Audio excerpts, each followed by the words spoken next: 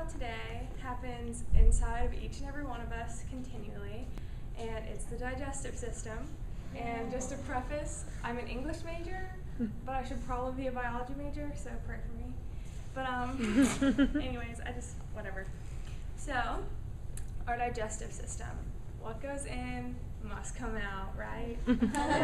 It's the process all the way down that I'm gonna talk about, basically from the time the food goes in to when it comes out, which is gross, I know. But all right, our digestive system, it consists of a gastrointestinal tract, which is basically, in a watered down sense, like a tube from the top to the bottom, and it starts with your mouth, and then it's basically just a bunch of hollow organs, and it starts with your mouth to your pharynx, your esophagus, stomach, small and large intestine, to your rectum and anus. And then there's some accessory organs, which are your salivary glands, your liver, gallbladder, and your pancreas. And those secrete juices and so on to help digest your food. But first starts with your mouth, and that's the beginning. And obviously food enters your mouth, and your tongue, teeth, cheeks, etc. You guys know what's in your mouth, and that starts the process of mastication, which is whenever you're chewing and your salivary glands release enzymes that start the initial breakdown of the food. And the chewed food is moistened and compacted so the tongue can roll it into like the back of the mouth, and it's rolled into what's called a bolus or a ball. And there it's prepped for swallowing. And so the next part is it goes into your pharynx, and you have like a flap at the back of your mouth, and I'm sure you guys know, like you guys have taken science, so this is kind of like a recap. But it's like a flap at the back of your throat. It's called an epiglottis, and it'll shut or open. But that's what makes sure your food doesn't go into your windpipe, but that it goes into your pharynx and not like your lungs or something. So I don't know if you guys have inhaled food. One time I was like positive that I like inhaled a gobstopper. Highly doubt it, but I said I did. Anyways, so your food passes through your pharynx or your throat, and it travels down to the esophagus.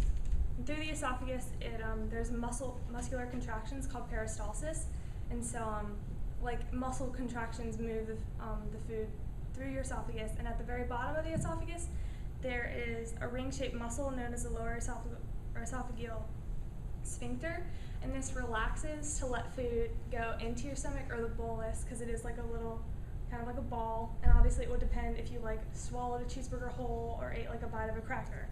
But there's this little muscle, and it tightens and loosens, or tightens and relaxes to let food in. And I don't remember, have you guys ever seen the commercial for like heartburn? Mm-hmm. And like, because when it opens, like it closes to prevent regurgitation, because obviously, you know. And I remember like there was that commercial, and I remember it showed it, and when it's like leaking, that's when you have like heartburn and stuff, when the muscle at the bottom, I don't know why I'm like going like way down here because in the audience like up here. But anyways, and so then it goes into the stomach, which is a J-shaped pouch-like organ, and it has really strong muscular walls. And this serves as a temporary holding station and a food processor. And glands within the walls secrete hydrochloric acids and other digestive enzymes. And your stomach also, like muscular contractions, kind of churn the food into what's called chyme. And it turns the food particles combined with digestive enzymes, and it turns into kind of like,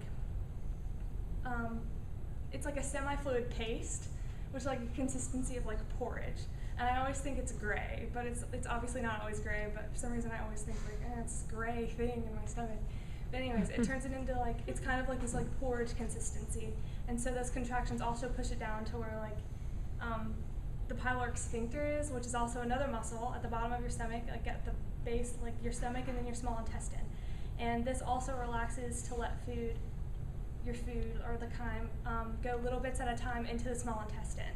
And so then we get to the small intestine, which is actually approximately 17 feet in length, and it's coiled up, and you can divide it into 3 sections: the duodenum, jejunum, and ileum. And as the chyme enters the duodenum, the lining of it releases intestinal hormones that stimulate the gallbladder and the pancreas to send out bile and pancreatic juice to further the digestive process. And this continues throughout the duodenum and the jejunum, and then when it gets to the ileum, which is like the last part of the small intestine, that's where most of the absorption is done, because obviously if you eat, like, you want to get stuff from it. You guys know, eat healthy, whatever. But, so in the ileum, that's responsible for absorbing the nutrients into the bloodstream, and different nutrients absorb at different rates. And so carbs absorb the most rapidly, followed by proteins and then fats. So obviously, you guys know, if you eat like a bunch of potatoes or eat like spaghetti before the day, you have to like run the marathon, right? Because it'll go fast. But the absorbed nutrients pass through the bloodstream and into the liver, which are either stored or they're either processed, stored, or distributed to other parts of the body. And then after every useful and digestive ingredient has been wrung from the chyme, the waste moves into the large intestine. And so the large intestine is approximately 5 feet in length, and it's also coiled up. You guys, you've seen like diagrams. You've been in school for how long? Anyways, and so this is divided in 3 sections: the cecum, the colon, and the rectum. I said colon, not colon. But it has 2 main functions: to absorb all the remaining water and to compress the remaining matter into a compact bundle, feces or stool. And this is the uncomfortable part, the large intestine. The cecum receives the chyme from the ileum, and the colon absorbs the rest of the water and kind of compacts it into the stool. And then just prior to discharge, the feces accumulate in the rectum. And the thing, you have an internal sphincter and an external sphincter, which are 2 different muscles. And I know this is uncomfortable, but it's part of life, right? The internal sphincter is always tight until the feces go into it, and that's when you're like, oh, I have to go to the bathroom. And so then you're relying fully on your external sphincter to make sure you make it to the bathroom in time. And luckily, we have control over that one, so we don't have to go to our sleep. And so we all know what happens then. And in total, this process actually takes up to 36 to 48 hours. But obviously, it would differ, because I know people who the food goes straight through them and people who food never goes through them. So that's it.